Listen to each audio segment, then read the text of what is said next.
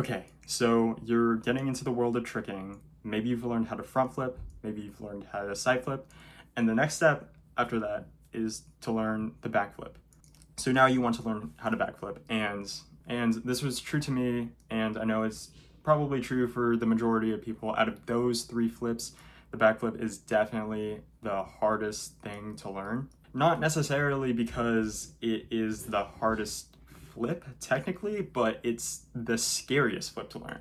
And dealing with fear when learning how to do new flips and new tricks is something that's kind of relevant to me because I've just kind of re-entered this world of doing tricking, and I'm relearning new flips, I'm learning new flips, and it's a lot harder now because my brain's a little bit more developed and my inner monologue is telling me, hey, if you mess this up, like, you could seriously injure yourself, you could break a bone, you could tear a ligament, you could die, and like, that's kind of a hard thing to shut up compared to when I was an itty-bitty child and I didn't have that filter. So I'm going to give you a technique that's helped me overcome this fear, and specifically, I'm going to teach you how to use this technique to help you overcome your fear of doing a backflip and maybe land your first backflip. And the technique is called progressive desensitization. So progressive desensitization is not something new. It's actually a therapy technique used to treat anxiety, and it was created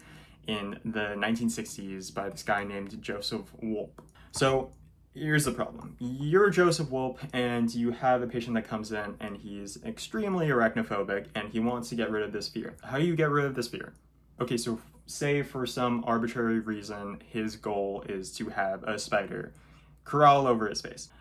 How do you get a guy that's arachnophobic to do that? The solution, and I'm not sure specifically if this is what he called it, but I'm going to call it a fear hierarchy. So basically, you just create a whole bunch of different scenarios that are like the fearful thing, but that are less fearful, if that makes sense. So the goal is to have a spider crawl over his face. But something that's kind of like that, but is maybe a little bit less scary.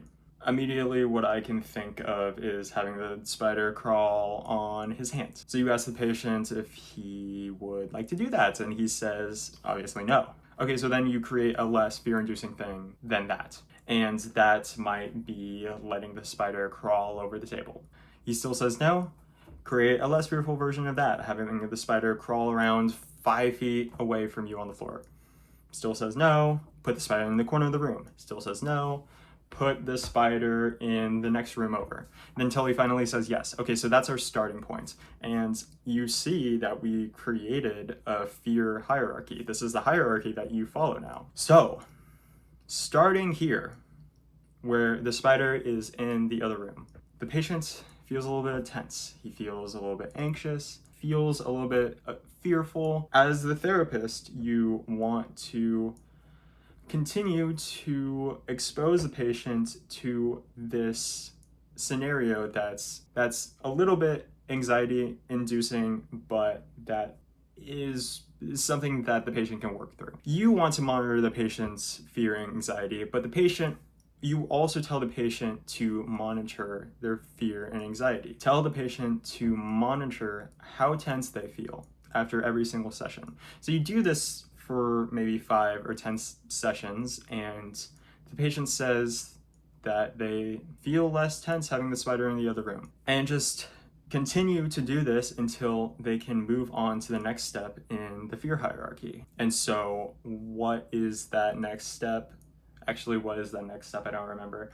Having the spider in the room, in the corner of the room. Okay, so you've upgraded to this next step. Now, fear, anxiety, tenseness is going to go up a little bit. We'll do this for a couple of sessions, and that tenseness is going to go down, down, down, down, until finally the patient can move on to the next step. Maybe this takes like 10 or 15 sessions to move on, but still he's moving up. Okay, maybe take a day or two break, and then move on to the next step, which is having the spider on the floor like 10 feet away from him. Same process, have him monitor his fear, and then move on to the next step. The spider is crawling across the table 5 feet, in front of him, then the spider is crawling on his hand, then the spider is crawling on his face. How sweet. Okay, so now back to backflips, and you probably know where I'm going with this.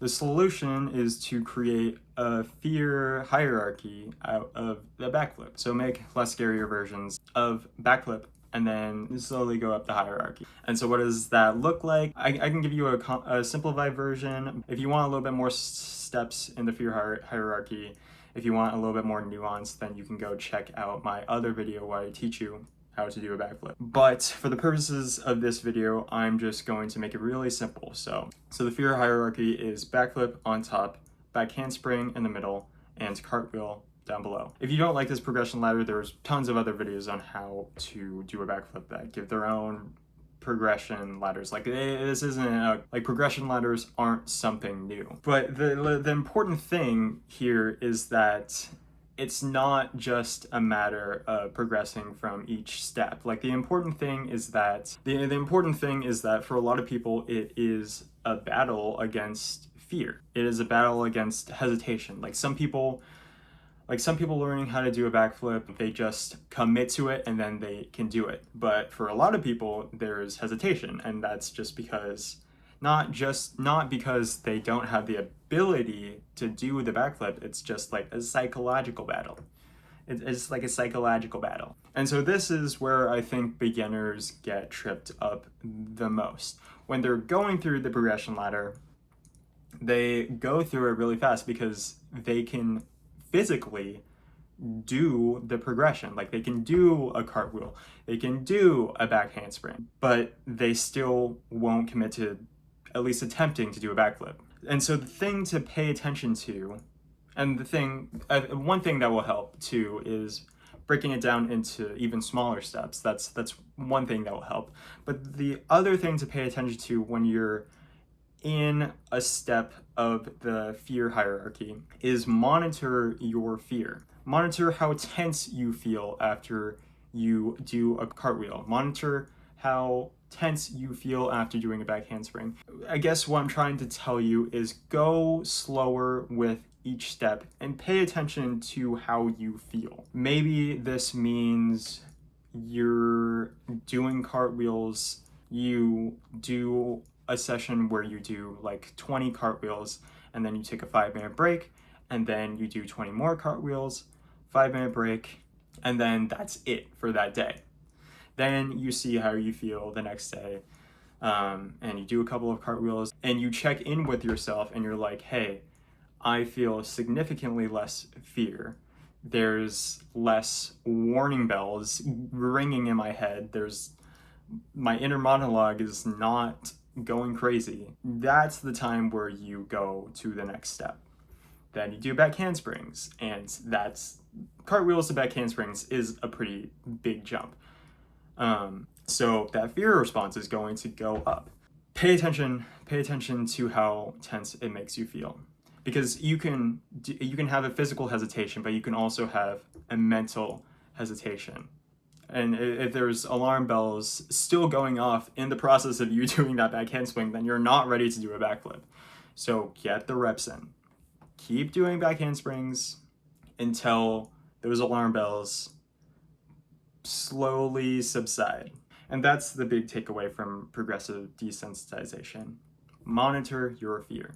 And then some other things that can help is just mattresses, trampolines, whatever you can do to make you more safe when you're doing those reps and climbing up the fear hierarchy. And obviously this is a video on how to get over the fear of doing a backflip, but progressive desensitization, this technique, you can use this in all sorts of areas in your life. I know for me, I've used this technique relearning how to do a cork, learning how to do multiple gainers in a row. You can watch those videos on my channel. But also learning how to do new tricks on a skateboard, learning how to send bigger and bigger jumps in mountain biking, and non-sport related stuff like public speaking, doing presentations, stuff like that. It can be applied to many, many different things. And so yeah, if this video helped you out, like and subscribe if you want to keep seeing more content like this. And yeah, it would be super cool if you could be a part of the start of this channel. I think at this recording, I only have like 9 subscribers. I'd love to see this community keep on growing, and I just have a lot of ideas that I think will help you become a better tricker, become a better athlete, and become a healthier person in general. And yeah, that's it. Bye bye.